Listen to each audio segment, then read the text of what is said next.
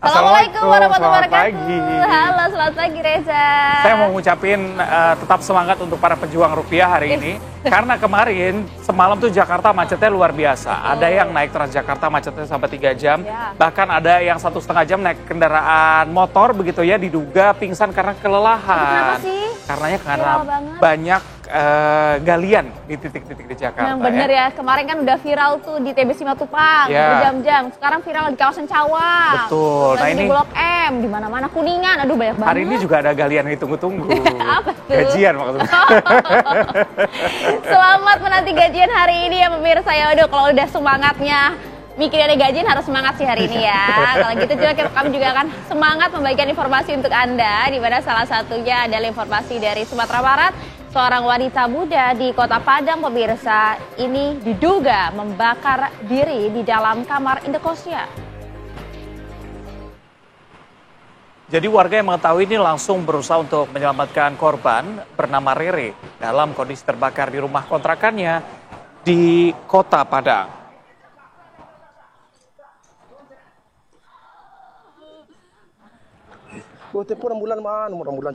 Sebelumnya tetangga memang mendengar suara korban menjerit dari dalam rumah, meminta tolong dan melihat kepulan asap. Warga juga langsung mengevakuasi dan membawa korban ke rumah sakit. Saat ini kondisi korban masih dalam penanganan medis dengan kondisi kritis. Korban mengalami luka bakar hampir 90%. Sementara itu polisi masih menyelidiki kasus tersebut.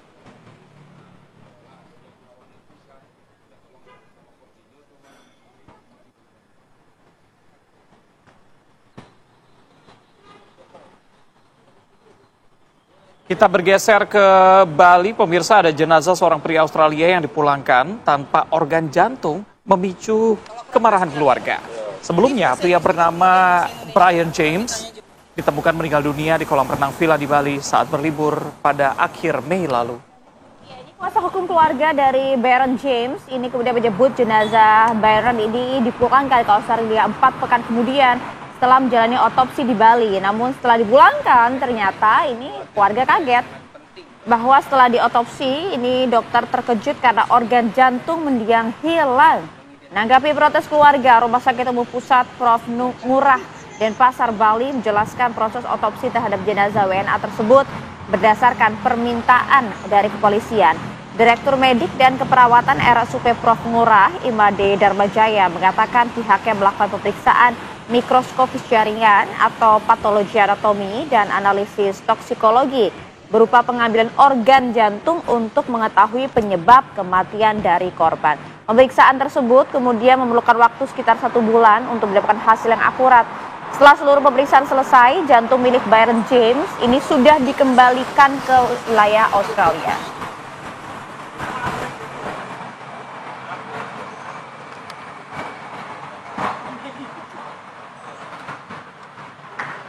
Ya, beralih ke informasi lain, pemirsa, di jasad bayi perempuan yang kemudian baru dilahirkan ditemukan terkubur di tempat pemakaman umum di Kota Magelang, Jawa Tengah. Dari hasil pemeriksaan medis ternyata ditemukan tanda bekas penganiayaan pada tubuh korban. Peristiwa ini terkuak saat warga curiga melihat Ade, warga setempat bersama dengan seorang laki-laki yang diketahui membawa kardus menuju TPU Kampung Tidar Salaga. Warga yang curiga mengecek TPU dan menemukan gundukan tanah makam baru. Warga langsung melaporkan kepada kepolisian. Bayi berjenis kelamin perempuan tersebut dikubur sang ibu yang ditemani oleh pria. Keduanya diduga memiliki hubungan khusus dan telah diamankan polisi. Dari hasil pemeriksaan medis, ditemukan tanda bekas dugaan kekerasan di tubuh korban di bagian kepala belakang dan mulut. Sementara hasil autopsi korban masih menunggu keterangan dari Bidokes Polda Jawa Tengah.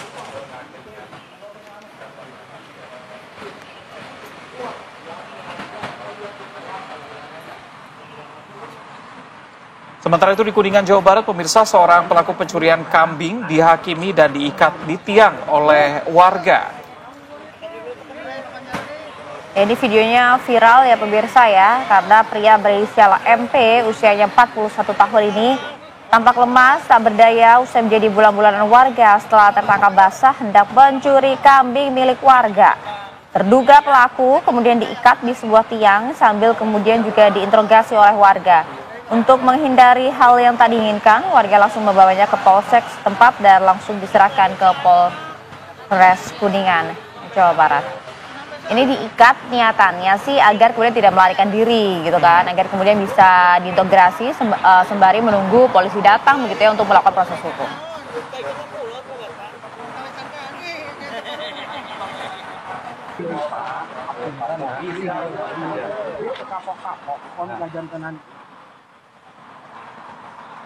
Ya pemirsa, sebuah mobil tertabrak kereta di perlintasan tanpa palang pintu di Desa Citemu, Kecamatan Mundu, Kabupaten Cirebon, Jawa Barat. Akibat kejadian tersebut, informasinya 2 orang tewas di lokasi setelah kendaraan dihantam kereta hingga terseret sejauh 800 meter. Jadi ini berawal saat kendaraan yang datang menuju Pantura melewati perlintasan kereta tanpa palang pintu. Diduga kurang berhati-hati, kendaraan nekat melintas saat kereta bergerak dengan cepat, hingga tabrakan tidak dapat dihindarkan. Kedua korban tewas dievakuasi petugas ke kamar jenazah Rumah Sakit Gunung Jati untuk dilakukan visum. Sementara lokomotif kereta mengalami kerusakan cukup parah di bagian depan hingga menempel di rel.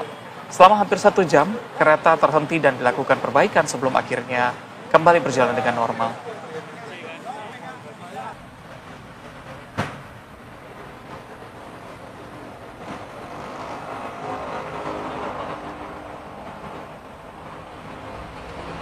Yang kita bahas tadi nih, ini kemacetan panjang yang terjadi di jalan raya dari arah Grogol menuju Cawang, dampak dari penutupan pintu masuk sejumlah gerbang tol di kawasan Semanggi, Jakarta Pusat.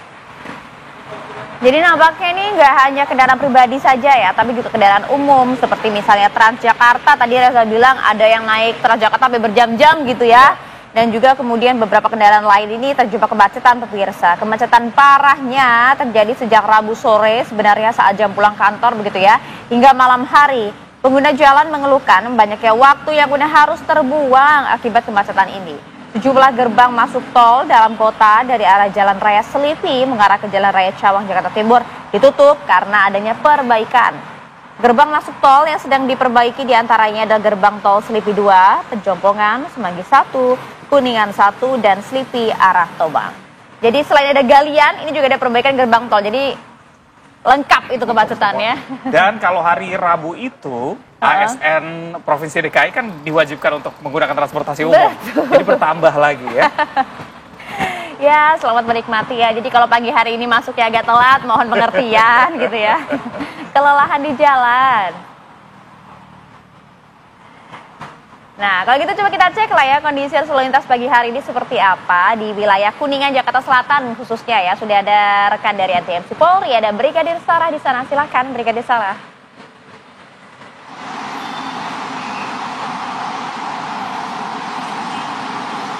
Baik, terima kasih Maria dan juga Reza, serta selamat pagi pemirsa, di mana situasi arus lalu lintas di jam berangkat aktivitas perkantoran dari kawasan Kuningan saat ini sudah mengalami peningkatan volume kendaraan.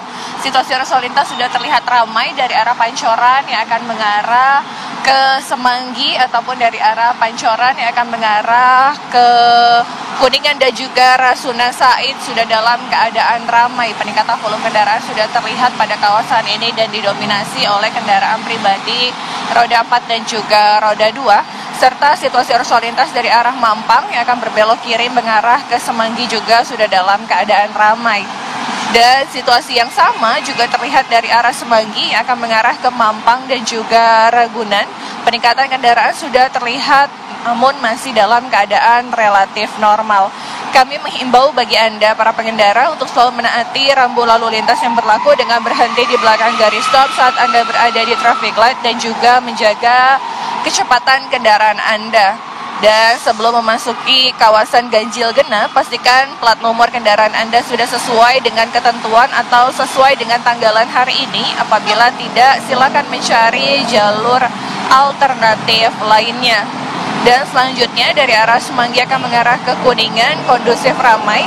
Harap waspada terhadap aktivitas keluar masuk kendaraan pada area perkantoran di kawasan ini. Dan bagi Anda yang akan berkendara dengan roda 2, pastikan juga telah menggunakan helm sesuai dengan ketentuan dan sabuk keselamatan bagi Anda yang akan berkendara dengan roda 4. Dan dapat kami informasikan pula pemirsa, berdasarkan data IRSMS Korlantas Polri, angka kecelakaan lalu lintas di seluruh Indonesia 1 kali 24 jam terjadi sebanyak 212 kasus laka lantas dengan rincian 15 meninggal dunia, 19 luka berat dan 153 luka ringan.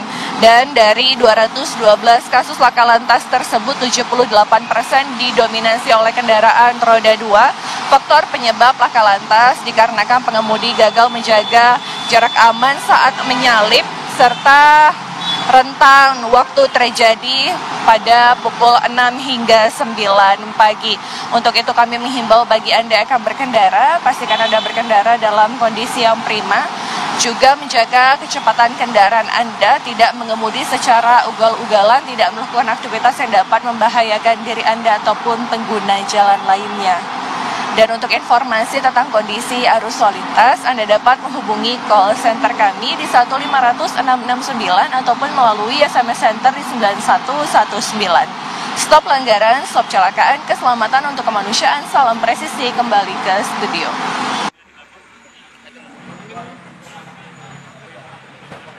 Ya, di sela-sela menghadiri sidang umum PBB, Presiden Prabowo Subianto bertemu dengan Presiden FIFA Gianni Infantino.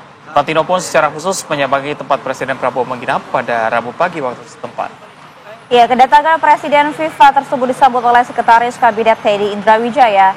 Setelahnya, Presiden FIFA tersebut pun masuk ke dalam dan kemudian melakukan pertemuan dengan Presiden Prabowo selama kurang lebih 1 jam. Informasinya selesai bertemu, Presiden FIFA Gianni Infantino ini mengatakan bahwa Presiden Prabowo adalah pemimpin yang menepati janji dan sahabat sepak bola. Infantino menilai dalam beberapa tahun terakhir Indonesia telah mengalami loncatan kemajuan besar di dunia sepak bola. Dirinya pun juga menekankan misi bersama untuk mempererat persatuan melalui sepak bola, di mana Indonesia dinilai memainkan peran penting. Dirinya pun juga berharap bahwa Indonesia bisa menembus Piala Dunia. Morning. Yes, sir. Yuk, balik lagi.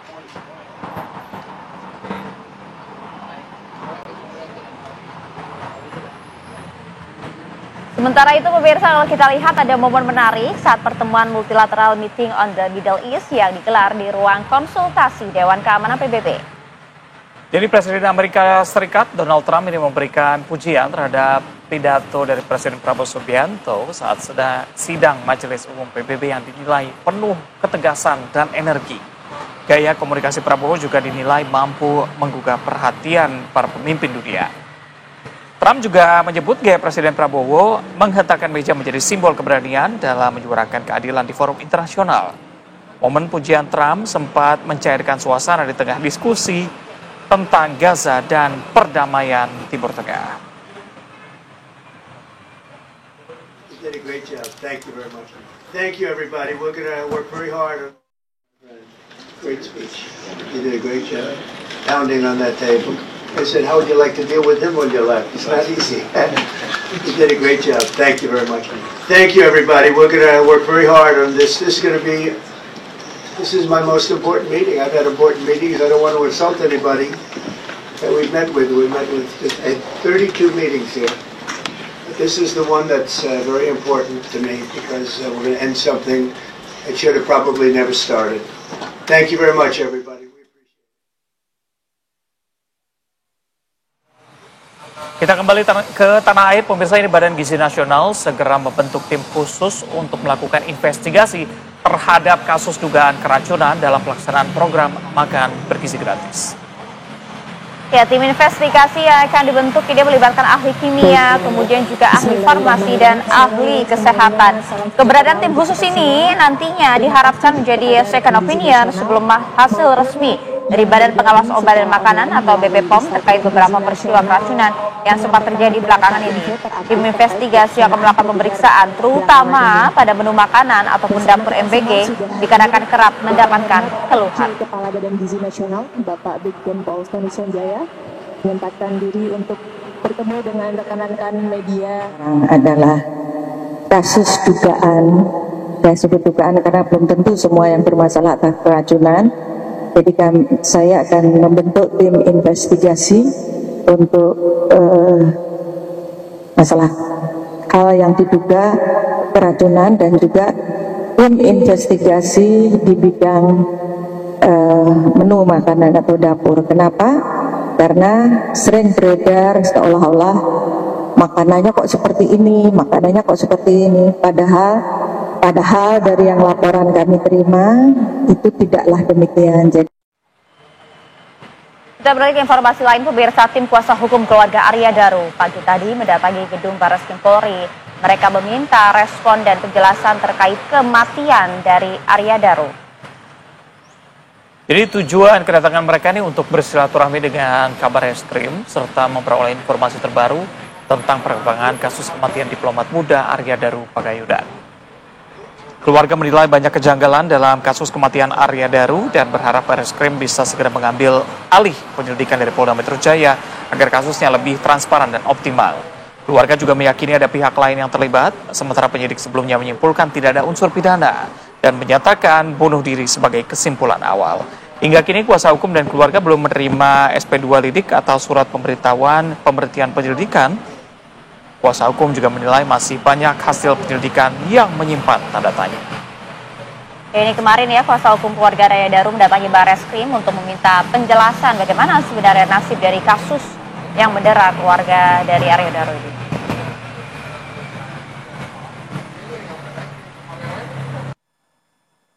Anda kembali di Apa Kabar Indonesia Pagi, pemirsa. Seorang wanita melakukan aksi pencurian motor di daerah Ancol, Jakarta Utara, akhirnya ditangkap polisi. Jadi penangkapan ini dilakukan di tempat persembunyiannya di kawasan Kampung Bahari Tanjung Priok, Jakarta Utara. Dari hasil pemeriksaan polisi diketahui pelaku telah menjual motor hasil curian sebesar Rp300.000 ke penadah yang uangnya digunakan untuk kebutuhan sehari-hari. Pelaku tertangkap setelah polisi menyelidiki melalui CCTV.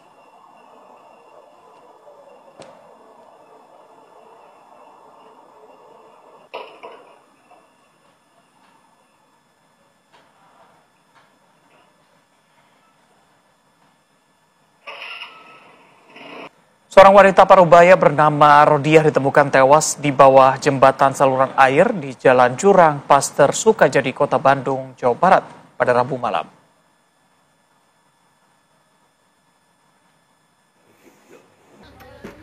Ya pemirsa, ini kami samarkan gambarnya karena tidak nyaman untuk disaksikan, di mana proses evakuasi dari wanita parubaya itu sudah tidak bernyawa. Ini di posisi terlentang, berada di bawah jembatan aliran air di Jalan Jurang setinggi 4 meter. Menurut keterangan keluarga, wanita parubaya itu memiliki riwayat penyakit epilepsi. Bahkan pada pagi hari, keluarga sempat mencarinya karena tidak ditemukan di wilayah rumah. Upaya pencarian dilakukan hingga sore hari dan akhirnya korban ditemukan oleh warga sekitar yang sedang pulang dari masjid.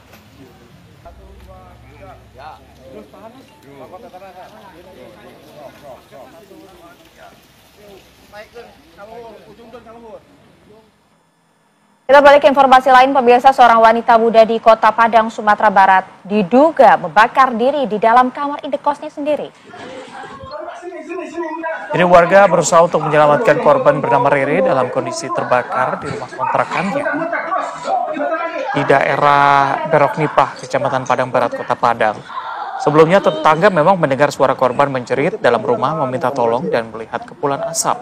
Warga juga langsung mengevakuasi dan membawa korban ke rumah sakit. Saat ini korban masih dalam penanganan medis dengan kondisi kritis karena luka bakarnya hampir 90%. Sementara itu polisi masih menyelidiki kasus ini.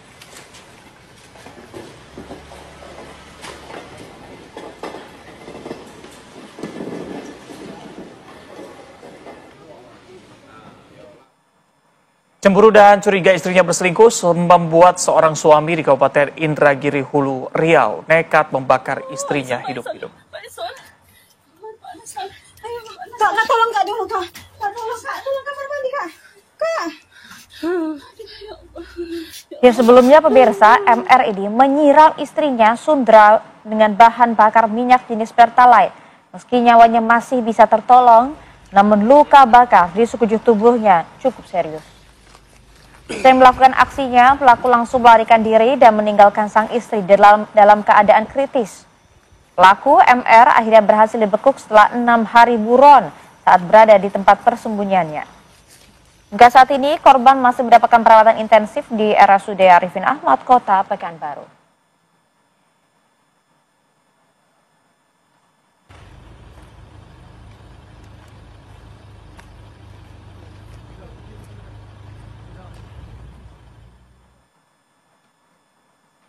Ya, kita coba akan dalami hal ini bersama dengan Kapolres Indragiri Hulu AKBP Fahrian Saleh Siregar. Selamat pagi Pak Kapolres. Selamat pagi Mbak.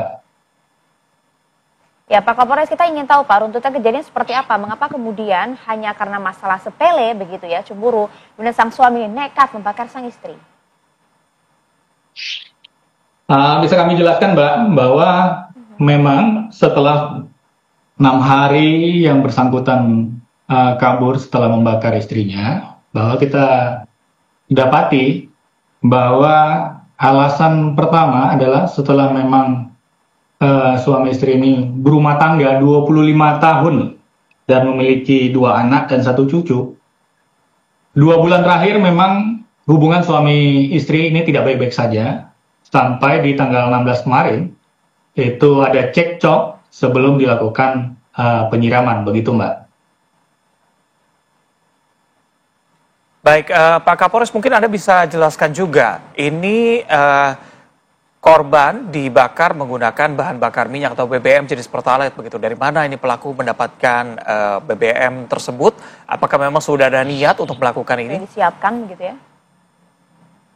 Kami jelaskan Mas, bahwa BBM Pertalite yang ada di lokasi sebenarnya sebelum cekcok antara korban dan pelaku, kendaraan motor yang digunakan oleh pelaku itu habis BBM-nya, karena itu memang kejadiannya di warung.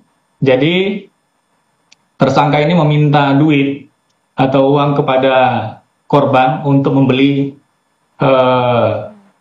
BBM kendaraan bersangkutan, sehingga korban memberikan uang sebesar 50.000 untuk membeli BBM tersebut, dan selanjutnya pelaku sempat mengisi BBM. Jadi dibeli di SPBU dan dibawa ke warung tempatnya korban miliki warung, dan sisanya itulah.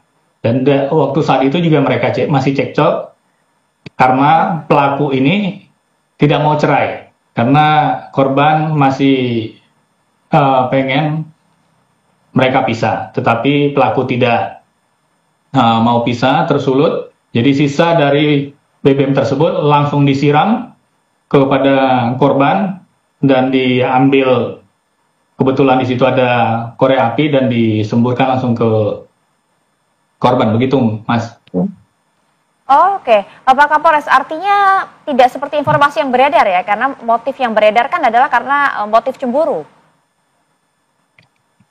Motif cemburu itu Mbak, dalam perjalanan cekcok kemarin didapati setelah pelaku dapat bahwa dia memang minta cerai dengan alasan ada lelaki lain, seperti itu. Tetapi setelah didalami bahwa alasan ada lelaki lain itu tidak bisa sampai sekarang kita buktikan Mbak, hasil pemeriksaan daripada tersangka. Oke, kalau itu tidak bisa dibuktikan, apa temuan dari polisi lainnya begitu? Apa yang membuat sang suami ini merasa ingin berpisah dengan istrinya setelah bahkan memiliki cucu begitu? Yang ingin pisah sebenarnya adalah pertama adalah istrinya, Mas.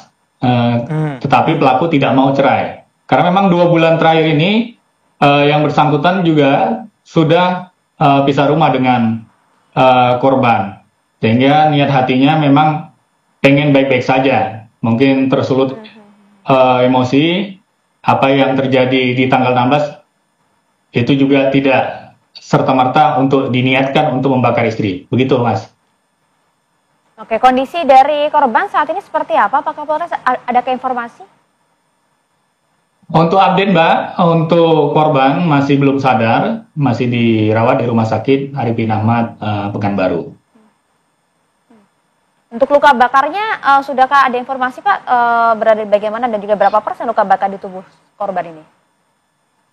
Untuk korban yang kita dapat informasi bahwa luka bakar sekitar 80% yang dari mulai wajah sampai pinggang, Mbak, begitu. Oke, lantas apa jerat hukum yang akan dijerat untuk tersangka ini? Sementara penyidik sudah menerapkan pasal 44 ayat 2 Undang-Undang Nomor 23 Tahun 2004 tentang penghapusan kekerasan dalam rumah tangga dengan ancaman hukuman minimal 10 tahun. Oke, baik. Terima kasih banyak informasi lengkap Anda, Kapolres Indragiri Huru AKBP Fahrian Saleh Siregar. Atas informasi bersama kami di Apa Kabar Indonesia Pagi. Salam sehat untuk Anda, Pak Kapolres.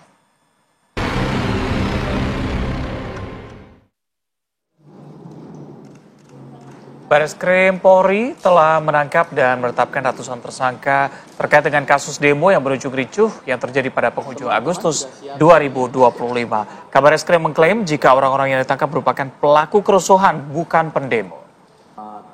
Sore, hormati, terima kasih. Jadi dari rilis yang disampaikan oleh Bareskrim Polri ada 959 orang yang telah ditetapkan sebagai tersangka, termasuk diantaranya 295 anak. Dari 295 anak yang ditetapkan sebagai tersangka, tidak semuanya diproses hukum. Penyidik memberikan diversi terhadap 68 anak yang terbukti melakukan tindak pidana. Diversi merupakan mekanisme penyelesaian perkara anak di luar proses peradilan sesuai dengan Undang-Undang Sistem Peradilan Pidana Anak. Polri juga mencatat ada 246 laporan yang masuk ke Polda dan 1 laporan masuk ke Bareskrim. Sementara soal barang bukti yang disita seperti bom molotov, handphone, rekaman CCTV, akun media sosial hingga kendaraan yang digunakan oleh para pelaku. Polisi juga memastikan bahwa penanganan kasus dilakukan sesuai dengan prosedur sehingga individu yang diamankan merupakan mereka yang perusuh, bukan merusak fasilitas hingga merusak fasilitas umum. Jadi ditekankan sekali lagi ya bahwa bukan pendemo yang diamankan, tapi mereka yang melakukan kerusuhan dan juga pengerusakan fasilitas umum. Teman-teman sudah siap seluruhnya? Oke, kita hukum yang dilakukan oleh Polri bersama seluruh jajaran Polda, penegakan hukum hanya dilakukan terhadap pelaku yang melakukan kerusuhan. Jadi, sekali lagi, penegakan hukum yang dilakukan oleh jajaran itu adalah semuanya pelaku yang melakukan kerusuhan, bukan masyarakat yang melakukan demo. Karena kalau demo memang itu sudah ada aturannya. Jadi itu yang kami tegaskan di awal. Sampai dengan saat ini, Polri telah menangani 246 laporan polisi yang ditangani di tingkat Mabes, ada ditangani oleh Ditipit Siber Bareskrim dan juga 15 satuan wilayah Polda, 295 anak dengan rincian yang setelah diproses, 68 anak telah diproses melalui mekanisme diversi, artinya ini tidak melalui jalur hukum. Berikutnya 56 anak telah tahap 2. Tahap 2 berarti sudah selesai, sudah diserahkan kepada Kejaksa Penuntut Umum. Kemudian 6 anak telah berkasnya P21 dinyatakan lengkap, dan 160 anak ini masih berkasnya masih dalam tahap 1 pemberkasan proses.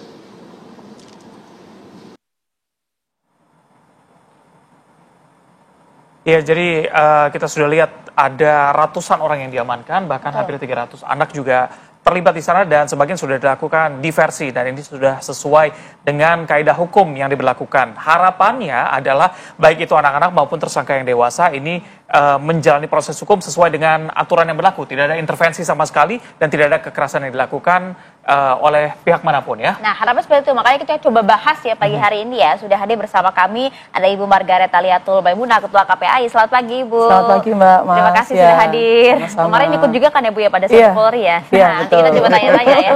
Dan juga sudah tersambung melalui sambungan Zoom ada anggota Kompolnas, ada Irjen Purnawiran Ida Utari Purnamasasi. Selamat pagi, Bu. Selamat pagi, Assalamualaikum. Pagi, Mbak. Assalamualaikum warahmatullahi wabarakatuh. Mas Reza Ibu. juga. Baik. Ya, saya ke Ibu Ida dulu, Ibu Ida. Baik, Ya. Ibu Ida, ini harapannya adalah tidak ada intervensi maupun kekerasan terhadap para tersangka yang sudah diamankan oleh polisi ini. Ada ratusan orang di sana. Bagaimana Kompolnas menjamin keamanan para tersangka? Ya, terima kasih, Mas. Begini, Kompolnas ini kan sejak awal ikut di dalam proses ini ya. Mulai saat kerusuhan, kemudian berikutnya maupun pasca kerusuhan. Ternyata memang saya miris sebenarnya, kami itu miris. Anak-anak itu banyak sekali yang dilibatkan di dalam ini. Ini harus dicari siapa yang melibatkan ini. Dan kami juga turun ke lapangan, dibagi komisioner ini ke beberapa provinsi atau daerah untuk melihat secara langsung, mengecek secara langsung sebagaimana tugas kami di Kompolnas dan memastikan bahwa anak-anak ini sebagai ABH itu diperlakukan sebagaimana yang diatur di dalam Undang-Undang Perlindungan Anak.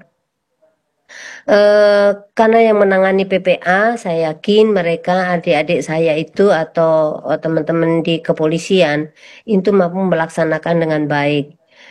Mereka tidak dicampur dengan yang lain, tetapi mereka ditangani oleh teman-teman dari PPA. Itu, Mas. Oke. Ya. Karena kalau kita lihat kan Bu, ini kan total ada 295 anak begitu ya. Kita sebenarnya juga miris siapa yang kemudian, kalau tadi Bu Ida tanyakan siapa yang kemudian melibatkan. Kalau dari KPAI sendiri melihat tidak sih mungkin ada memang oknum-oknum yang sengaja begitu ya menggiring anak-anak ini untuk bisa terlibat dalam kerusuhan. Ya, dari hasil pengawasan yang kami lakukan di beberapa titik, memang kami menggali bagaimana anak-anak ini bisa terlibat di dalam aksi atau dilibatkan dalam aksi yang seperti kemarin ya. Dari beberapa temuan itu kami menemukan satu, mereka itu memang ikut karena solidaritas antar teman. Yang kedua karena ajakan dari alumni atau kakak senior. Yang ketiga memang mereka mendapat provokasi dari media sosial. Dan memang juga ada mobilisasi kepada mereka. Jadi benar ada mobilisasi? Memang ada mobilisasi. Oke, dalam pelaksanaan penanganan sejauh ini begitu, ada laporan nggak sih pelanggaran HAM yang dilakukan terhadap anak-anak di bawah umur ini? Ketika pengamanan ya, ketika pengamanan kemarin memang kami mendengar ada yang mengalami kekerasan, bahkan sampai meninggal dunia yang di Tangerang itu ya, dan kami juga berkunjung ke sana, kemudian juga ada yang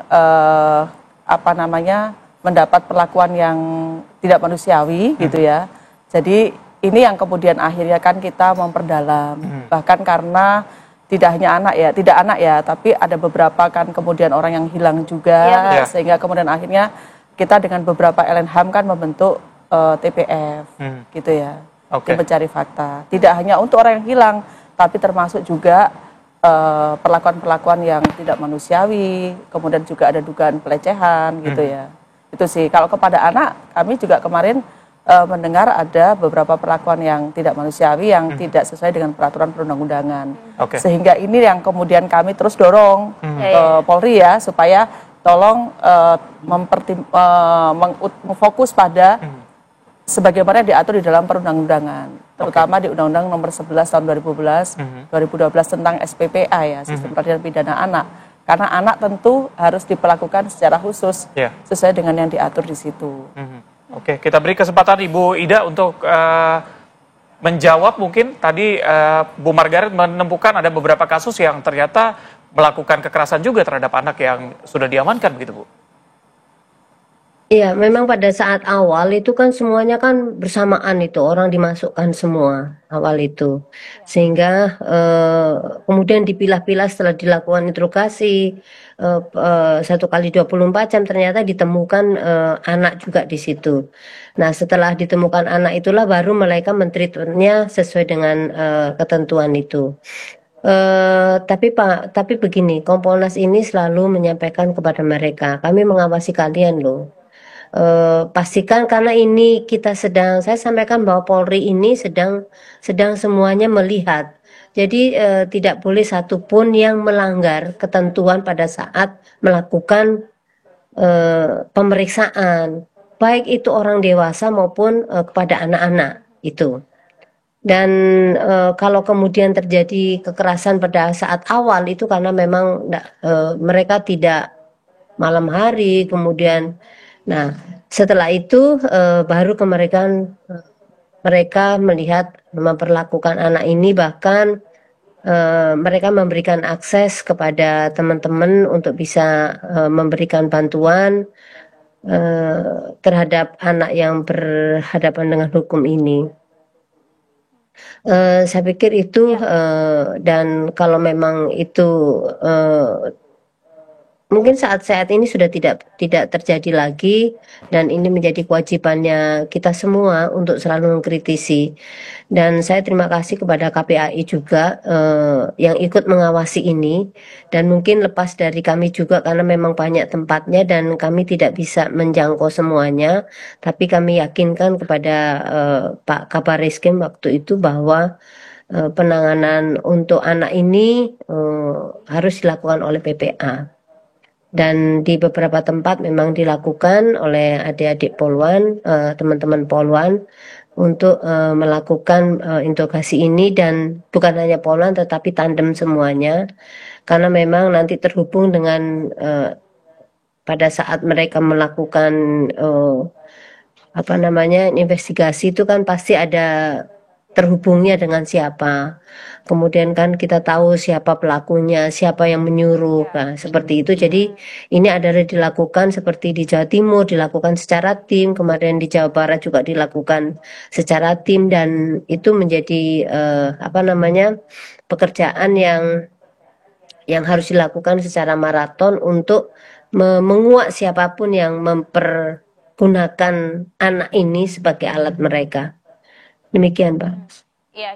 Ya, kita kan tahu betul ya, memang siapapun yang kemudian melakukan tindakan kriminal, dalam hal ini mungkin melakukan pengerusakan, bahkan perampasan dan lain-lain, ini memang harus mendapatkan tindakan yang setimpal. Tapi kalau melihat kasus ini sebenarnya Bu Ida dan juga Bu Margaret, ini kan konteksnya kan yang kemudian ditangkap dan bahkan juga ditetapkan tersangka kan banyak sekali, 959 begitu ya, dan juga ini memang diketahui betul dari hasil penyelidikan memang ada provokasi di sana. Seharusnya tindakan hukum terhadap 959 orang ini tuh seperti apa, kan juga hampir 300 orang adalah anak-anak begitu ya, Bu Ida dan juga Bu Margaret. Saat lagi dijawab yang usai jeda.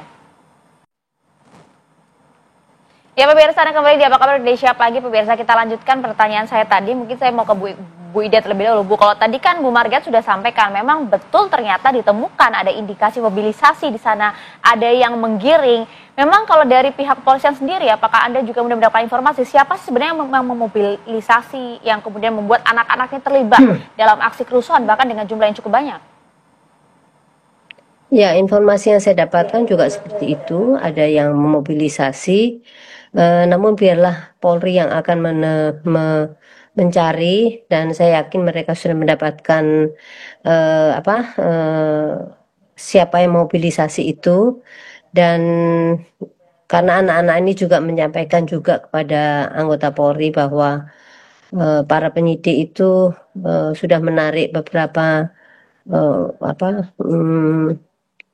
maksudnya adalah setelah mendapatkan keterangan dari anak-anak itu kan kemudian dirangkai oleh penyidik, dan saya yakin mereka sudah mendapatkan siapa pelakunya dan bahkan beberapa sudah ditangkap. Nanti bisa ditanyakan ke Pak Kabar Reskrim ya, Mbak. Iya, karena kami juga ingin melihat begitu ya, bagaimana kemudian Kompolnas betul-betul mengawal hal ini, jangan sampai kemudian isunya hilang begitu saja begitu, Bu Ida. Oh enggak, kami juga mengawasi karena ini masih berkembang atau berproses terus, kami tidak bisa menyampaikan siapa. Karena nanti kalau tersampaikan nanti tiba-tiba dia melakukan banyak hal kemudian mencoba menghilangkan jejaknya. Jadi bukan berarti kami diam, kami juga selalu menyampaikan pada saat kami turun pun kami sampaikan mereka sudah memaparkan apa yang sudah dia dapatkan. Kemudian mereka tidak bisa rilis karena memang ini sedang berproses untuk mendapatkan siapa-siapa sebenarnya yang menjadi jaringan-jaringannya. Itu Mbak. Oke, saya ke Bu Margaret. Bu Margaret, kita highlight lagi mengenai anak-anak yang menjadi korban, bisa dibilang begitu, Ya. dan terjadi kekerasan di sana begitu. Apa langkah yang akan diambil? Kalau tadi Bu Ida bilang ya kita juga mengawasi kok gitu, tapi kan bisa dibilang sedikit kecolongan karena tadi katanya kan banyak berbagai daerah, Kompolnas juga tidak bisa memantau semua lokasi. Tapi apa yang akan dilakukan oleh pihak anak ini yang bisa dibilang haknya diambil begitu? Ya sebenarnya memang kalau menyuarakan pendapat hak anak. Tapi kan tetap juga harus dalam koridor sesuai dengan peraturan perundang-undangan. Misalnya kan aksi nggak boleh lebih dari jam 18. Kalau sudah lebih itu sebenarnya kategorinya kan melanggar ya. Harusnya anak juga memperhatikan ini. Kemudian anak kan memang diharapkan memberikan suara, menyampaikan pendapat itu di ruang zona yang aman, yang terhindar dari unsur kekerasan termasuk kerusuhan. Nah, kalau melihat dari masih banyaknya anak yang ikut serta di dalam sini, itu artinya berarti kan memang anak ini adalah kelompok yang rentan, yang filternya sebenarnya masih lemah. Mungkin karena banyak faktor ya mereka terlibat, tetapi kemudian ketika mereka memilih tidak firok, ya tidak memisahkan diri maksudnya, ketika oh ini sudah mengarah ricuh dan rusuh nih, gitu ya. Harusnya mereka dibekali dengan pemahaman edukasi, oh ini harusnya aku minggir atau keluar dari situasi demo yang sudah tidak sesuai dengan jalur atau malah memunculkan ricuh atau rusuh gitu ya. Karena ini kan sangat rentan, rentan anak-anak mengalami kekerasan ketika pengamanan gitu ya. Mungkin aparat agak kesulitan dalam situasi yang sangat bercampur membedakan antara ini usia anak dengan tidak mungkin gitu ya. Apalagi kemudian ini kan orang banyak, jadi euforianya itu kan anak ditarik ke sana, ikut ke sana. Akhirnya kemudian anak ada yang ikut penjarahan, ada yang ikut bakar-membakar kan gitu serem ya. juga kan, Bu, dikit-dikit viral soalnya Bu di videoin gitu kan segala macam. Kita kan juga nggak membenarkan ada tindakan kekerasan baik itu yang dilakukan oleh aksi massa maupun aparat gitu. Ya, justru kemudian malah ini kan agak berbeda ya situasinya ya. Karena kemudian malah diupload kan, malah live gitu ya. Nah ini tentu kan juga problem, tetapi tentu kita semua kan berharap bahwa anak-anak ini harusnya ya di tempat yang aman. Kalaupun menyampaikan suara di forum yang aman, gitu ya, melalui jalan yang aman, kira-kira begitu. Nah, tetapi ketika anak-anak kemudian ikut aksi, nggak ada masalah sebenarnya juga. Tapi ketika kemudian mendapatkan perlakuan yang tidak manusiawi, mendapatkan kekerasan, ini juga tidak diperbolehkan gitu. Mungkin kalau dari kami KPAI, mungkin perlu rasa-rasanya ada SOP nih tentang bagaimana pengamanan anak dalam situasi aksi ya. Sepertinya belum, dan kita sudah menyuarakan terkait dengan ini, gitu ya. Dan ketika anak-anak diamankan, sebenarnya kami juga berterima kasih banget dengan Polri ya, dengan polisi ya, karena KPAI diberi akses nih kemarin ketika aksi dari mulai tanggal 25 Agustus, kita bisa masuk ke PMJ untuk melakukan pengawasan kepada anak-anak yang diamankan, supaya ini segera koridor ya sesuai dengan koridor, dipastikan bahwa upaya pengamanan ini sesuai dengan peraturan perundang-undangan yang ada. Segera dikembalikan ke orang tua 1 kali 24 jam gitu kan. Pada kondisi tertentu tadi ya, karena didapati ada yang bawa bom molotov, ada yang melakukan penjara, ada yang bakaran. Total kan ada 295 anak ya Bu ya. Itu kemudian 295 anak yang 214 itu langsung dipulangkan, dikembalikan kepada orang tua, tapi tentu dalam pengawasan Bapas gitu ya. Kemudian ada 68 anak yang sudah diversi. Jadi kalau kita mengacu pada SPPA, penanganan anak atau pengamanan anak ini tentu harus menggunakan diversi gitu kan. Bagaimana upaya penyelesaian perkara di luar pengadilan dengan prinsip restorasi justice gitu. Nah, pengawasan secara langsung yang dilakukan oleh KPAI sendiri, tadi juga Kompolnas juga mengawasi mengenai anak ini, berarti ini terjadi karena SOP tadi belum ada ya? Sehingga pengawasan langsung dibutuhkan begitu Ya. misalnya. Kalau misalnya sudah ada SOP berarti tinggal PP aja begitu. Kalau undang-undangnya kan sudah ada SPPA gitu ya. Tapi mungkin lebih detail di penyampaian Lapangan, ya? pendapat anak di lapangan, di aksi gitu. Oke, Bu Ida mau menanggapi? Ya, begini.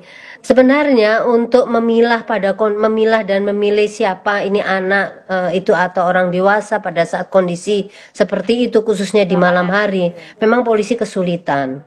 Karena anak-anak sekarang itu sudah badannya tinggi tapi ternyata usianya masih muda. Dan bahkan ini memang agak kesulitan. Jadi mereka diketahui setelah terjadinya diwawancarai, baru ketahuan oh kamu anak, kemudian dipisah, baru seperti itu. Nah, dari mulai yang sebenarnya bagus memang adalah kita tahu bahwa ini anak ya sudah diperlakukan sesuai dengan pada saat demo tahu anak-anak ya diperlakukan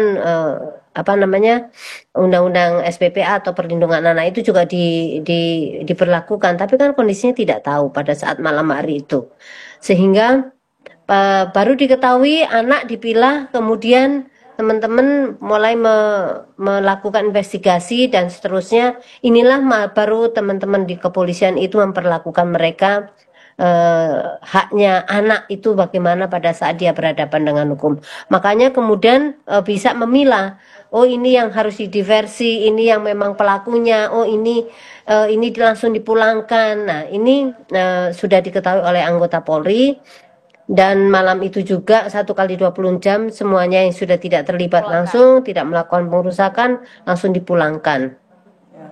Ini bagian juga dari kemampuan, artinya anggota sudah memahami sebenarnya bahwa mereka harus memperlakukan anak seperti apa itu. Dan saya pikir untuk SOP-nya, kalau perlakuan dari Polri juga sudah punya perkap, ada 2 perkap itu bagaimana penanganan anak. Kemudian harus dilakukan di PPA pada saat itu anak itu menjadi SOP-nya di Polri. Tetapi pada saat unjuk rasa kalau kemudian mereka menyampaikan bahwa ini khusus seperti Bu Alia menyampaikan bahwa anak itu berhak untuk berdemo gitu loh, anak itu berhak berdemo, makanya pada saat berdemo ya ada pengawasan dari orang tua. Saya pikir orang tua ini harus lebih mengawasi putra-putrinya pada saat mereka sudah tidak pulang jam segini ya sudah mulai dicari kan gitu. Ini masalahnya juga di literasi juga ke anak itu sendiri yang menggunakan media sosial yang ternyata mengajaknya paling banyak adalah melalui media sosial dan Bu Ida. Berduyun-duyun itu ya karena dari media sosial. Dulu kan kita diteriaki satu-satu, ini sudah ada media sosial. Ini yang penting literasi kepada orang tua, kepada guru, kepada anak-anak itu sendiri untuk menyampaikan ini gitu Mbak. Ya, Bu Ida, tapi kan memang kita temukan sayangnya begitu di lapangan faktanya masih juga ada begitu anak-anak yang kemudian diketahui bahkan membawa bom molotov, melakukan kemudian pengrusakan gitu ya. Ini yang kami butuh konfirmasi Bu, karena banyak stigma kemudian kepada mereka ini memang anaknya memang kriminal nih atau kemudian memang hanya karena adanya provokasi yang udah membuat anak-anak ini melakukan hal-hal seperti ini Bu Ida. Faktanya seperti apa?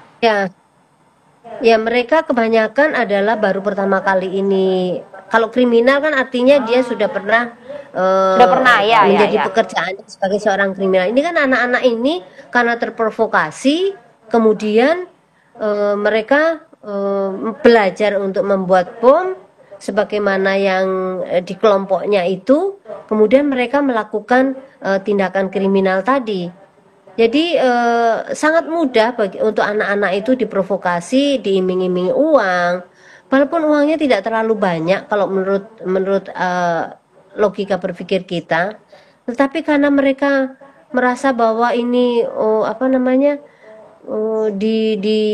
dinaikkan motivasinya, kemudian diiming-iming uang dan sebagainya, mereka kemudian tertrigger untuk itu. Makanya karena memang masih rentan itu tadi kan kalau Bu Margaret sampaikan ya. Dari usia masih labil begitu ya. Bu Margaret, yang cukup menarik adalah tadi Anda katakan bahwa termuda adalah usia 13 tahun begitu ya. Seingat saya sih. Seingatnya 13 tahun. Karena kemarin cepat. Iya, Bu Ida tadi juga menyampaikan bahwa anak-anak ini sudah belajar dulu bom molotov, sudah disiapkan. Tapi sebenarnya hasil investigasi dari KPAI sudah mengetahui gak sih siapa koordinatornya? Oh, belum. Masih Dan sebenarnya kan kalau penyidikan, apa untuk sebenarnya kalau penyidikan lebih ke ini ya. Nanti ke Barreskrim ini mumpung nggak ada. Ya, tapi Margareta pasti. beberapa yang menjadi motivasi tadi itu gitu ya, itu kan kami dapat dari menggali mereka-mereka yang diamankan pada saat aksi terjadi mulai tanggal 25 Agustus gitu ya.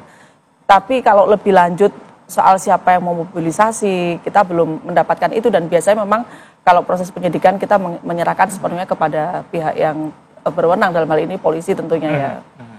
Tapi sekarang itu rasa-rasanya mempengaruhi anak untuk sampai pada titik itu butuh nggak waktu sulit. lama nggak sih? Tidak sulit, karena apa? Ya? Melalui media sosial tuh mereka dapat bagaimana membuat bom, kira-kira begitu ya. Itu kan ada bisa dipelajari secara sendiri melalui media sosial. Nah itu dia Bu, tapi kan kita kan juga sebenarnya miris ya melihat anak-anaknya. Kalau tadi Bu sampaikan, anak-anak ini kan sebenarnya meskipun anak pelaku, kalau kita melihat aturan secara hukum kan anak ini jadi korban sebenarnya. Kemudian yang kedua, mereka sebenarnya punya hak untuk menyuarakan. Tapi kita lihat kemarin dalam aksi justru ratusan anak itu terlibat dalam aksi serupa. Apakah kemudian nanti rekomendasi dari KPAI ke depannya ya agar hal ini kemudian tidak terjadi lagi? Apakah kemudian akan ada pembatasan? Oke, anak-anak tidak boleh ikut aksi massa atau seperti apa Bu? Memang kami kemarin juga sampaikan, ini tidak bisa dilihat udah kondisinya seperti ini aja. Tapi kan tentu harus ada upaya nih untuk jangan sampai terjadi nanti, gitu kan. Maka kami tentu melihat bahwa ini nggak bisa kalau hanya sekedar pemerintah ansih nih yang membantu upaya pencegahan. Kami juga butuh ada keterlibatan dari masyarakat, orang tua, keluarga, lingkungan yang terdekat dengan anak, sekolah misalnya guru gitu ya, untuk bersama-sama melakukan upaya ini. Karena banyaknya provokasi melalui media sosial, ini problem. Maka ini tentu butuh ada penguatan literasi digital. Penguatan literasi digital ini nggak hanya kepada anak ya, tapi juga orang tua, keluarga, masyarakat, supaya mereka juga melakukan pengawasan nih terhadap aktivitas anak, tidak hanya di dunia nyata, tapi juga di cyber. Pengawasan yang susah Bu, orang tuanya pada sibuk gitu ya. Nah, yang berikutnya tentu juga kan ikut andilnya pemerintah dong. Nah itu dia. Maksudnya dalam artian dari segi aturan ada rekomendasi tidak? Ya kalau kita masih merekomendasikan terkait dengan penguatan literasi digital ya.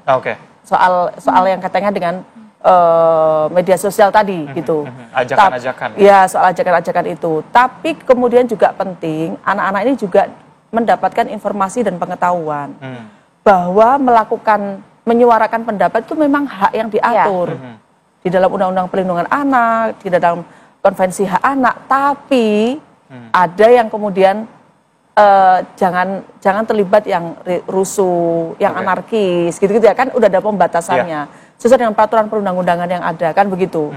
Nah, tapi kalau situasinya tidak aman, ya jangan ikut yang boleh melakukan aksi di jalan, nggak boleh menyuarakan pendapat melalui aksi, tapi yang tertib, yang aman, yang sopan dengan memperhatikan aturan yang tadi. Makanya kemarin dengar nggak Mbak ada surat edaran dari Kementerian Pendidikan kan terkait dengan anak supaya jangan ikut turun aksi pada saat periode tanggal itu.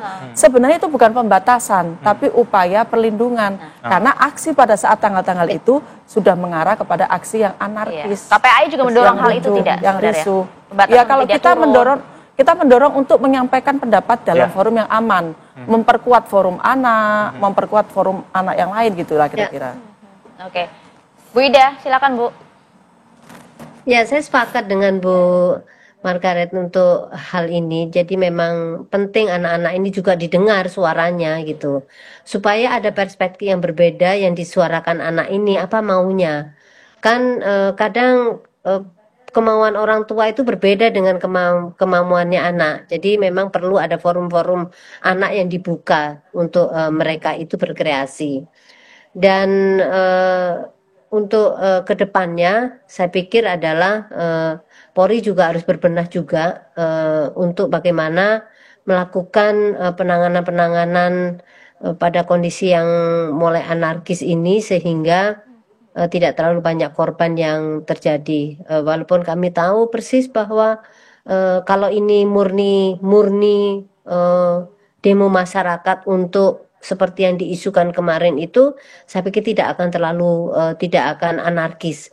Tapi karena ini sudah di luar konteks, kemudian ada yang masuk di dalamnya, dan ini menjadi chaos, menjadi anarkis, maka Polri kemudian melakukan tindakan keras sebagaimana diatur dalam Perkap 01 2009.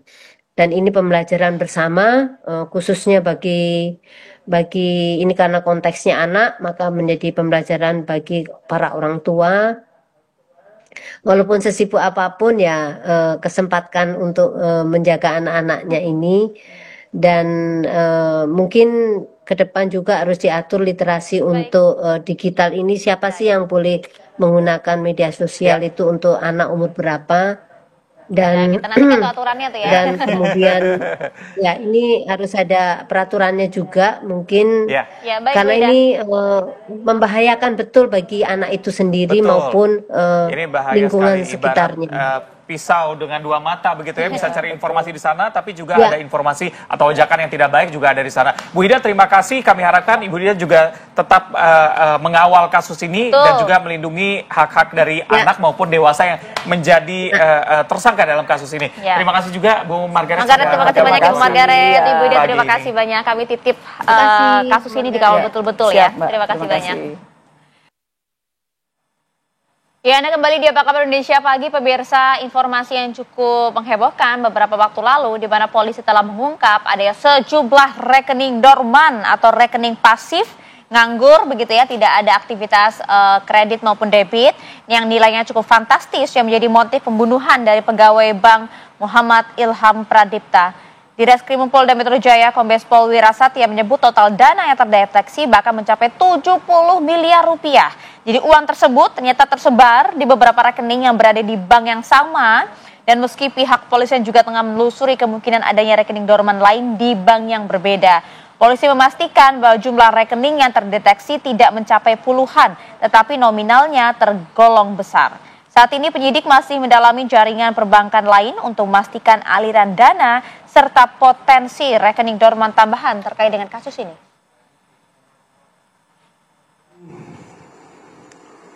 Motif daripada para pelaku melakukan perbuatannya yaitu para pelaku ataupun para tersangka pemindahan rekening penampungan yang telah dipersiapkan. Saudara C alias K memiliki rencana untuk memindahkan uang dari rekening dorman tersebut ke rekening penampungan yang telah dipersiapkan. Sehingga dalam rencana ini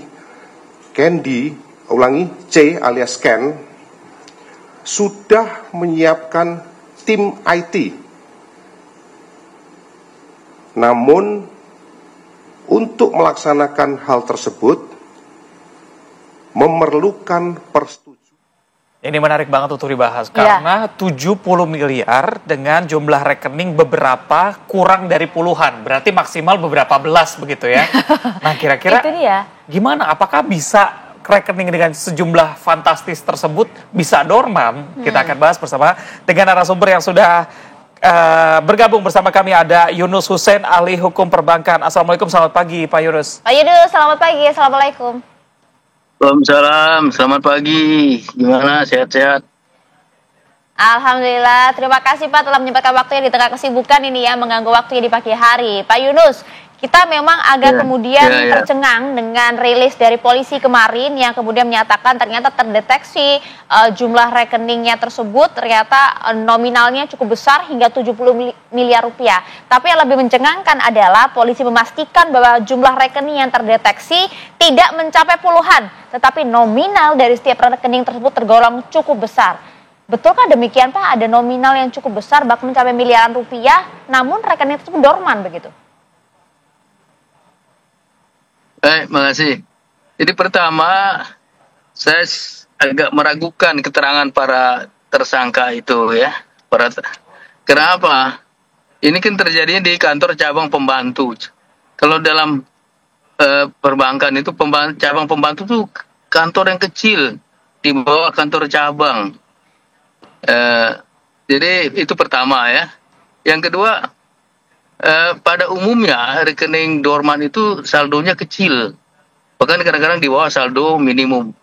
Di bank yang kasus ini terjadi, saldo minimum itu 50.000. Kadang-kadang dorman itu di bawah itu. Memang bisa di atas itu bisa. Terus saya pernah tanya salah satu pegawai yang pernah jadi pimpinan cabang pembantu di bank yang sama ya, berapa sih paling besar rekening saldonya di bank KCP? Ya paling besar tuh misalnya dulu ada di kantor cabang Ciledug cuma 20 M, itu paling besar. Dan kalau jumlahnya besar sekali, itu ditarik oleh kantor pusatnya. Karena kantor cabang pembantu itu kewenangannya terbatas. Memberikan kredit kewenangannya terbatas, mungkin ikut clearing juga terbatas ya. Jadi ditarik biasanya. Kemudian ini kan belum ada penarikan dari rekening dorman ini, baru rencana saja. Ya, betul. Tolong dihadirkanlah orang yang tahu yang namanya Mr. siapa, Mr. S apa itu. Tolong didengar apakah benar. Dan kalau ingin tahu di bank itu mencairkan rekening itu tidak cukup seorang diri, dia ada 3 layer untuk transaksi itu. Pertama dari si pelaku ya, maker, kemudian ada dari atasannya yang mengecek, checker namanya, kemudian baru pimpinannya, baru si almarhum gitu. Jadi nggak mudah begitu saja satu orang bisa mindahin, itu tidak mudah ya. Jadi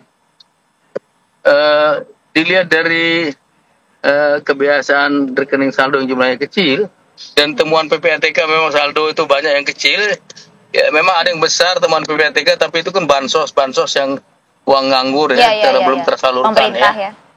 Tapi umumnya rekening dorman ya oleh bank tuh biasanya di atas setahun itu dianggap rekening dorman itu tidak, saldonya tidak besar. Jadi tolong dicari lagi alat bukti yang lain.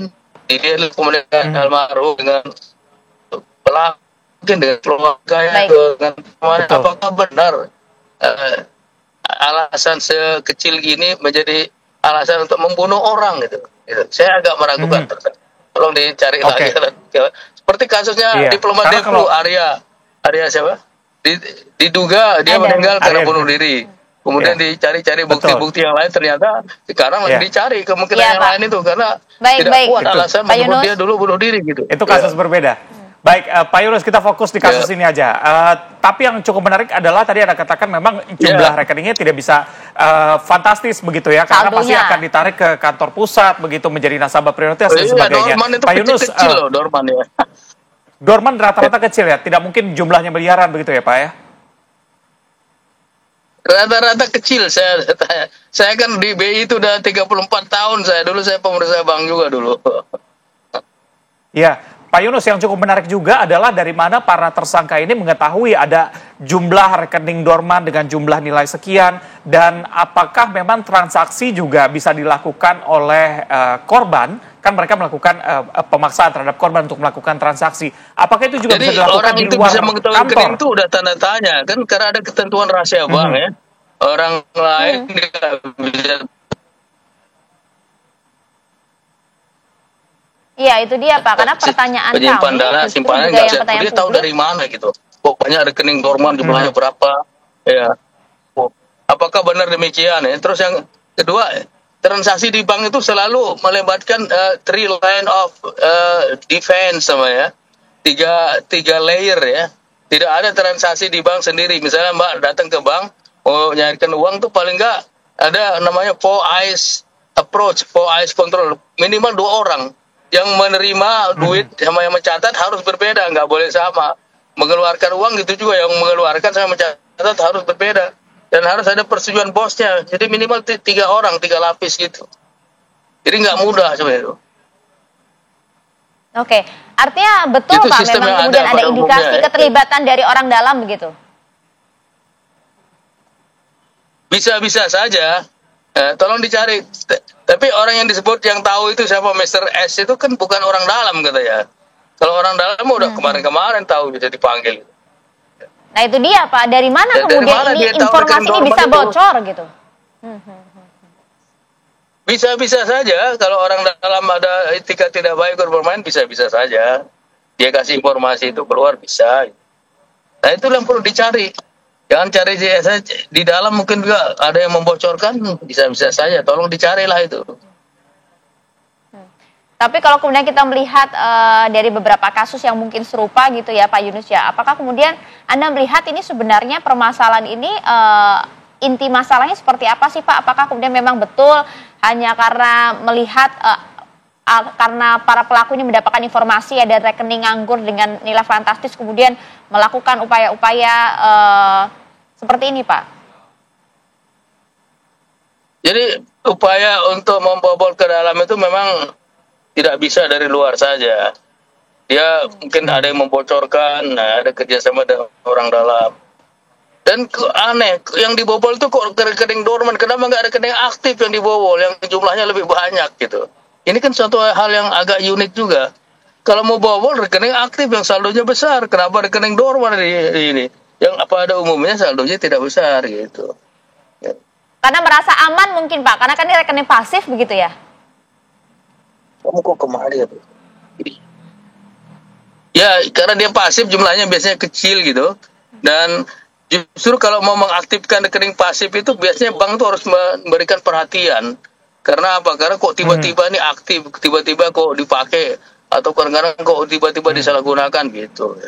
Ya. Transaksi mencurigakan jadinya di sana ya. Pak Yunus, mungkin Pak Yunus juga bisa menjelaskan sistem keamanan yang dilakukan oleh bank sebenarnya seperti apa. Tadi Pak Yunus mengatakan kalau ada pemindahan uang biasanya dilakukan minimal 3. Tapi sistem keamanan lainnya seperti apa? Jika nantinya ada masyarakat yang menyimpan uang di bank tersebut mungkin agak sedikit ragu karena kejadian ini.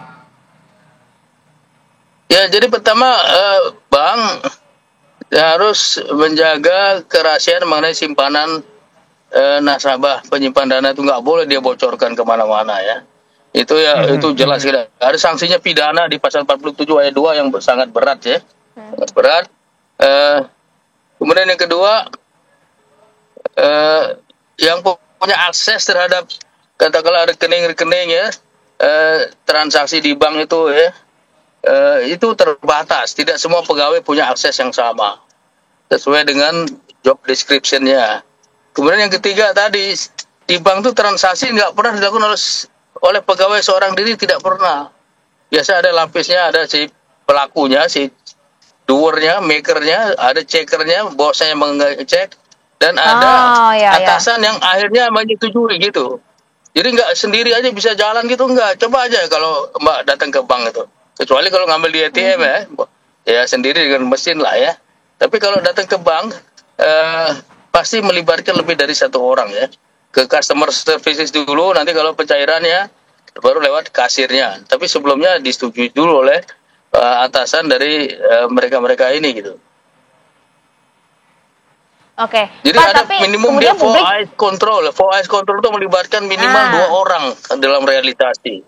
Ya. Pak Yunus, kan ini kan korban yang dibidik ini kan adalah kepala cabang pembantu ini ya. Sebenarnya kalau dalam konteks ini membobol rekening dorman, peran dari kepala cabang pembantu ini seperti apa Pak? Ya kalau ada transaksi yang memerlukan persetujuan, dialah yang memberikan persetujuan. Di mana si pengawas dari pegawai yang melakukan itu minta persetujuan kepada pimpinannya, baru disetujui, baru direalisasikan gitu. Jadi dia yang memegang kata akhir untuk transaksi itu. Betul, kita harapkan tidak ada lagi nih data-data dari bank yang bisa tersebar sehingga juga masyarakat yang menyimpan uangnya di bank tidak merasa khawatir dan tidak ada korban lainnya. Terima kasih Pak Yunus sudah bergabung bersama kami pagi hari ini. Terima kasih Pak Yunus, Assalamualaikum. Baik, makasih, semua tetap sehat, semangat semuanya.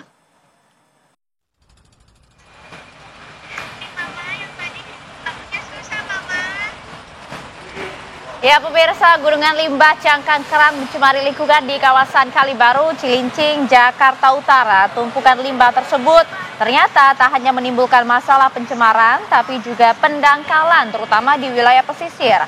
Limbah kulit kerang di Jalan Kalibaru Barat ini kemudian menjadi persoalan yang belum terselesaikan selama bertahun-tahun. Ketinggian limbah kulit kerang di pinggir pantai Jalan Kalibaru bahkan sudah cukup tinggi loh, mencapai 5 meter. Jadi warga berdalih tidak ada tempat lain untuk membuang limbah cangkang kerang. Menggunungnya limbah cangkang kerang dikhawatirkan akan berdampak pada ekosistem laut dan juga tentunya aktivitas masyarakat di sana ya. Penanganan yang tepat dan berkelanjutan sangat diperlukan untuk menjaga kelestarian lingkungan di pesisir tersebut.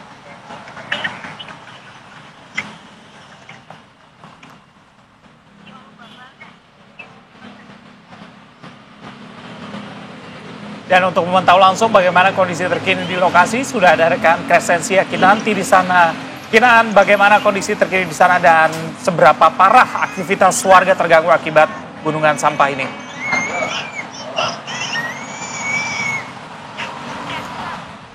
Ya baik, selamat pagi Reza, Maria dan juga pemirsa. Beginilah kondisi terkini di Cilincing Kalibaru, di mana ini tempat saya mengabarkan saat ini yakni merupakan tumpukan dari limbah sampah atau limbah kerang atau kulit dari kerang hijau itu sendiri. Jika dapat kami gambarkan, di sini sekitar 5 meter tingginya tumpukan dari sampah-sampah atau sampah dari kulit kerang itu sendiri.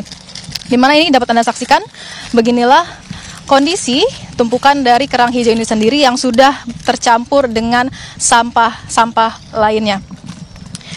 Kemudian sampah-sampah ini merupakan limbah dari para nelayan yang setiap harinya ini mengelola atau menangkap kerang dari laut, kemudian akan dibawa ke daratan, kemudian nanti dikelola seperti dimasak dan kemudian sampahnya akan dibuang ke sini. Berdasarkan kesaksian atau pernyataan warga, ini cukup terganggu dengan adanya limbah-limbah atau sampah dari kulit kerang ini karena mengganggu penciuman dan juga menyebabkan pencemaran lingkungan. Nah, di sini dapat Anda saksikan kira-kira seperti ini gambaran dari tumpukan sampah kerang itu sendiri yang kurang lebih setinggi 5 meter.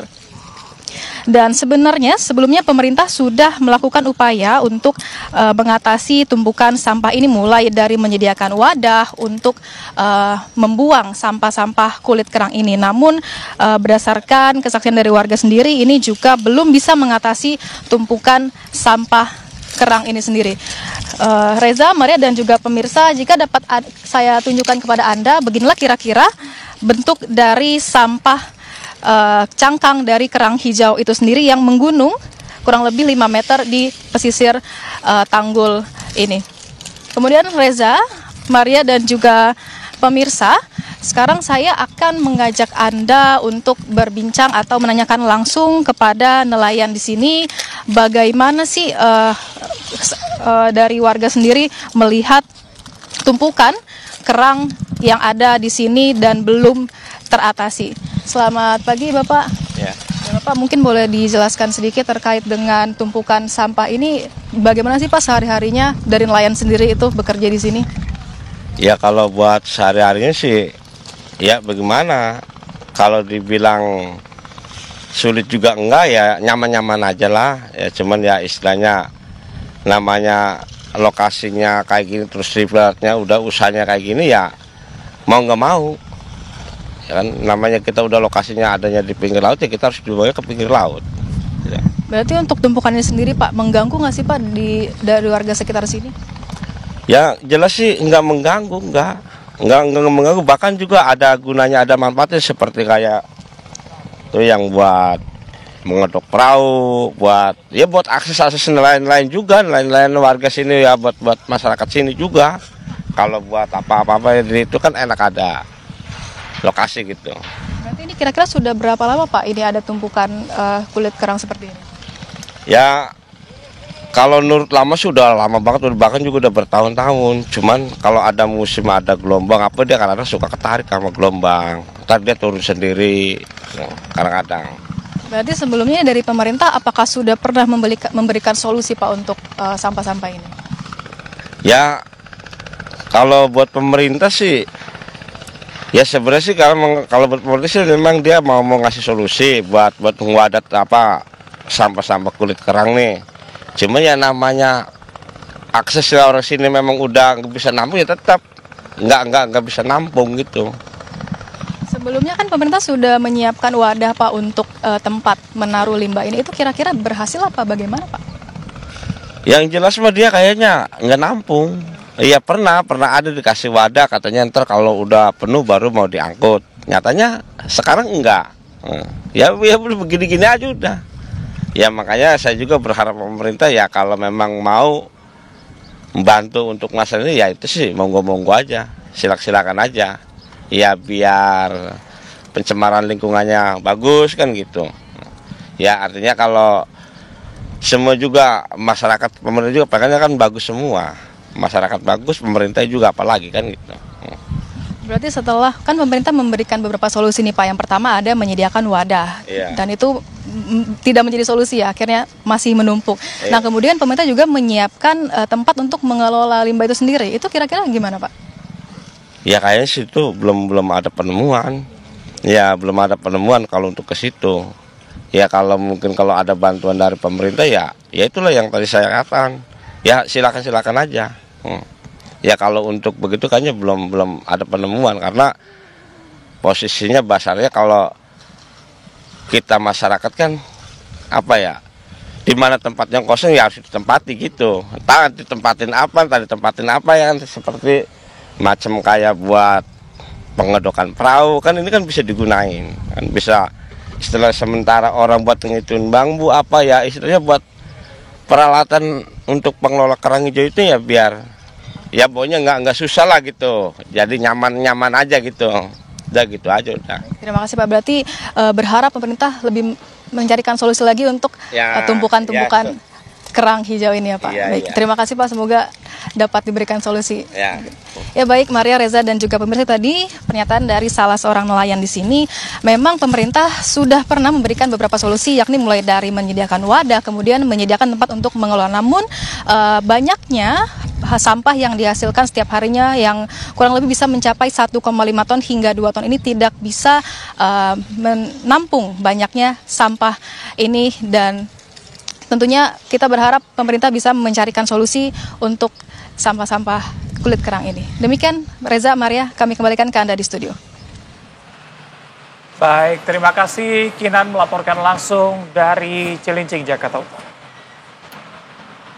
Ya, ini dia informasi viral yang kemudian membuat heboh banyak pihak pemirsa. Salah satunya seorang petugas kebersihan di Bandung, Jawa Barat yang ini tiba-tiba dipukul oleh seorang pengendara motor menggunakan borgol di flyover Pasopati.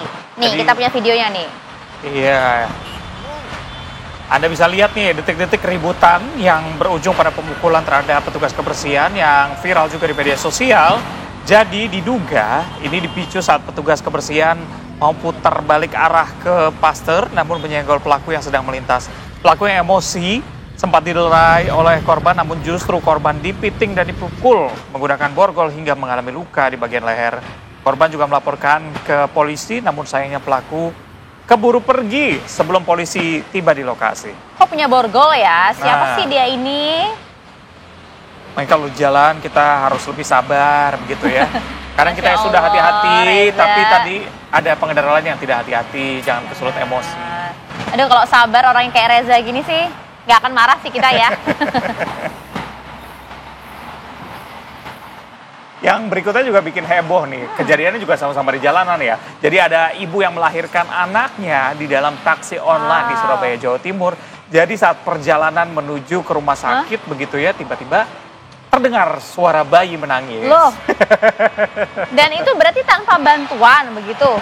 Jadi ini memang sempat membuat sang sopir kalau ada lihat kebingungan ya, ini apa yang harus saya lakukan gitu ya. Jadi memang pertamanya pemirsa, ini sang ibu begitu ya, tiba-tiba ingin menuju ke rumah sakit, kemudian memesan taksi online gitu ya, dimana memang rutinitas seorang driver taksi online usia 55 tahun ini memang kan antar jemput penumpang gitu ya. Tapi seketika punya pengalaman luar biasa gitu. Di tengah perjalanan Manisa memang sudah mulai merasakan kontraksi hebat pada saat itu ya. Tiba-tiba kok kemudian sang ibu menjerit dan langsung melahirkan sang anak di dalam taksi. Ini kira-kira namanya siapa ya?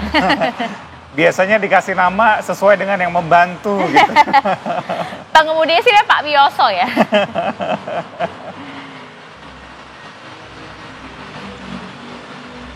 Mudah-mudahan jadi berkah ya, anaknya jadi soleh dan soleha, kebanggaan orang tua. Amin. Ya, dan ada video viral lainnya nih ya. Ada video menampilkan ada 3 orang wanita begitu ya menggunakan seragam ASN tiba-tiba sedang asyik bermain kartu Uno yang viral di media sosial. Banyak yang kemudian mencibir aksi ini begitu. Nah, ini fokusnya adalah menggunakan seragam dan kejadiannya di dalam kantor begitu ya. Emang salahnya apa sih main Uno? Nah, ini sebenarnya sudah diklarifikasi begitu ya. PLT Kepala Dinas P3 AKB Kota Pariaman membenarkan kejadian tersebut, tapi ini setelah diklarifikasi ternyata mereka berlangsung permainan ini setelah menyelesaikan pekerjaan dan menjelang jam istirahat makan siang. Kalau menjelang jam istirahat, berarti belum istirahat ya? Belum istirahat, masih jamnya kerja. Mungkin ditahan sebentar lagi ya ibu-ibu ya.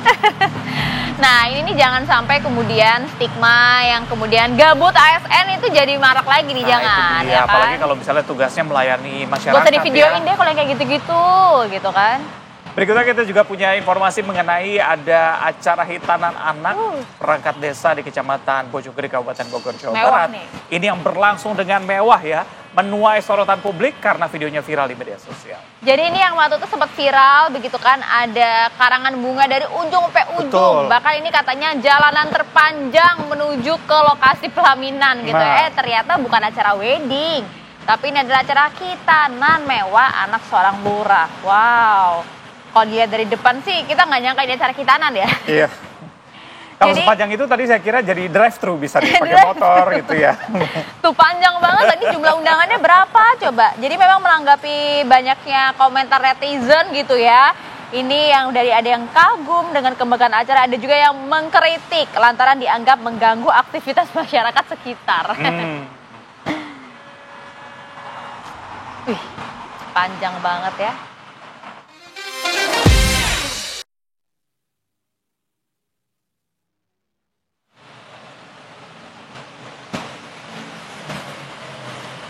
Nah, namun sebelum berpisah saya mungkin bisa Apa tuh? kasih sedikit informasi untuk pemirsa kita bahwa bagi Anda yang sering menonton Apa Kabar Indonesia Pagi mungkin Anda harus mengecek kesehatan begitu karena sering lihat yang manis-manis mungkin terkena diabetes begitu ya. Widing, maksudnya Reza yang manis. Kita semua begitu ya. Oke, karena memang ternyata diabetes ini jangan salah bisa memicu beragam penyakit. Nah, penyakit apa saja, jadi jangan lupa saksikan Hidup Sehat sesaat lagi. Kalau begitu, Reza yang manis akan pamit undur diri. Maria juga yang manis akan pamit undur diri. Terima kasih pemirsa. Sampai Sampai jumpa.